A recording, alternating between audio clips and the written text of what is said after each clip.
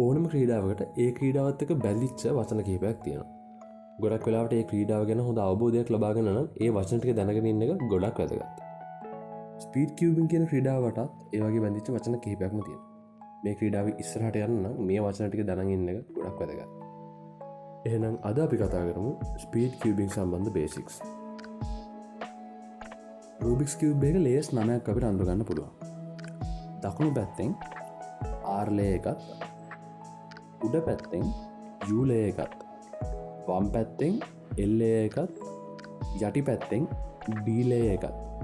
Front කියන අදහසින් අපිට ඉස්සරහින් තියෙන ලේයර් එක F ලේයර් එක විදිහටත්, අපිට කෙලින්ම පිටිපස්සෙන් තියෙන ලේයර් එක B ලේයර් එක විදිහටත් අපි හඳුන්වනවා.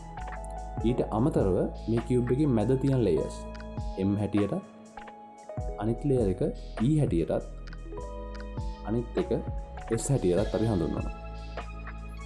හැබැයි මේ හැම ටර්න් එකක්ම සාපේක්ෂයි. අපි අල්ලගෙන පැත්ත අනුව මේ ඔක්කොම වෙනස් වෙන්න පුළුවන්.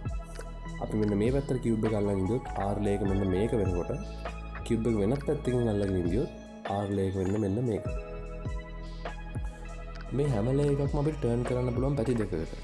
ඔඩ්ලෝසිය කටු කරගෙන පැත්තට ටර්න් කරනවා නම් ඒක ඒ ලේයර් එකේ නමිනුත්, ඊට විරුද්ධ පැත්තට ටර්න් කරනවා නම් ඒ ලේයර් එකේ නමට උඩින් පොඩි උඩුකුමාවක් දාලා අපි ඒ ටර්න් එක නම් කරනවා. උදාහරණයක් විදිහට මෙන්න මේ වෙලාවේ මේක R විදිහටත්, අනිත් අවස්ථාවේදී R ප්‍රයිම් විදිහටත් අපි මේක නම් කරනවා. දැන් අපි කතා කරමු කියුබ් රොටේෂන්ස් ගැන.